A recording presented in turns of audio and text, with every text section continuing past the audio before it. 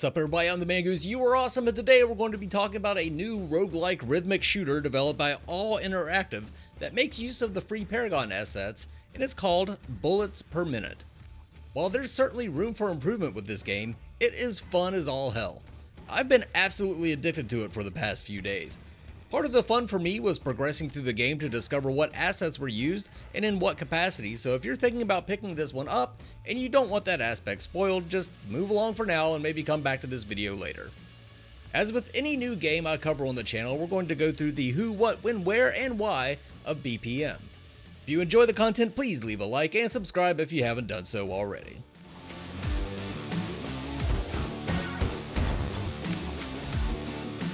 As I said, BPM is a rhythmic shooter. I've seen many describe it as a mix of Doom and Guitar Hero, which I think is a pretty apt description. You choose a Valkyrie at the beginning of your run and then progress through procedurally generated levels, blasting foes in time with epic metal background music. You can only fire, dodge, and reload with the beat. Your aiming reticle visually indicates the rhythm, however, it's best to just listen to the music and time your shots with the beat. You have 4 item slots, 3 ability slots, 1 weapon, and a variety of stats that can be leveled up via offering coins to these shrines that you'll find during your run. New weapons can be found in chests or purchased from the blacksmith. Items can also be found in chests, well rooms, or an item shop. Both the item shop and blacksmith are run by Scorch, which is kinda neat. You always start with a dash as one of your abilities, however your ultimate and secondary need to be discovered in library rooms unless you've cleared the game with a particular Valkyrie. The Valkyries also have to be unlocked via game progression. You start with Sereth as your only option. They call them different names, but I'm pretty sure that no matter what game the assets are used in, we'll always call them by their Paragon names. At the end of each level is a boss encounter. All but one of those bosses are slightly modified versions of Paragon assets. I do warn you that this is a roguelike. You aren't meant to clear the entire game on your first run. The levels are generated randomly, so sometimes you won't get the shrines you want, or you'll have a ton of money but you don't get a blacksmith to upgrade your weapon. The game is extremely difficult at first too. However, it does get easier as you learn enemy patterns, understand what items and weapons work well together, and unlock new features.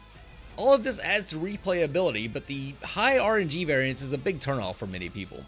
Some of the weapons, items, and ultimate abilities are shit compared to others, but you have to play what you've got and make the best of it.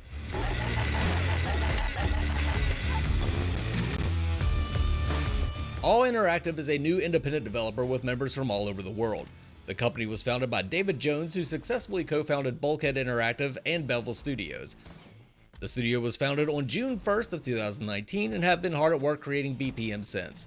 They aim to focus on creating deep games that over-deliver on value. With All Interactive being a very small, new company, the free assets released by Epic must have been a godsend.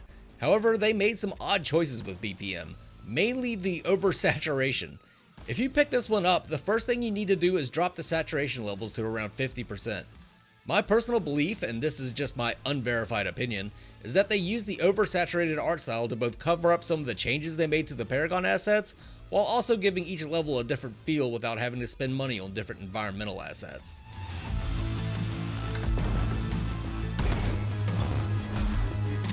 You can pick BPM up right now on Steam if you're playing on PC.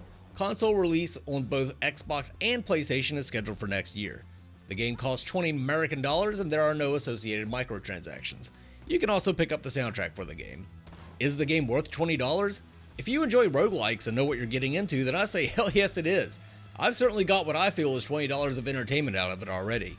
It could be argued that since they used free assets and some lighting tricks to cut corners, that the game should be priced a bit lower.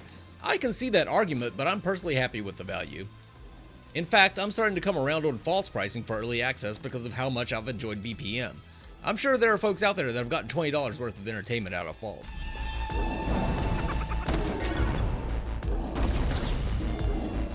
If you're a fan of roguelikes, Doom, or rhythm-based games, then BPM is 100% right for you.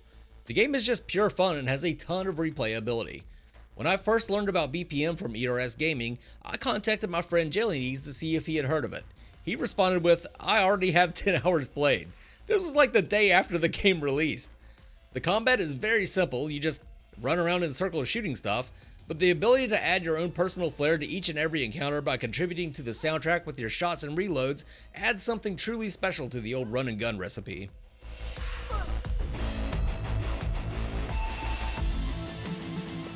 BPM certainly isn't perfect. The RNG variance is a bit too extreme. There's critical strike in the game, but I don't know if I've ever hit one because the hit feedback is all the same, and the music becomes redundant after a while. If you really sit down and critique this game, you could write a fucking novel about its shortcomings. However, if you just turn your stupid brain off, get into the rhythm, and start blasting some monsters, you will have a great time. BPM is just good old-fashioned fun. I do hope you enjoyed the video. Let me know in the comments if you picked this game up, but for now, this is the Mangoose signing off. You guys have a good one. Mangoose!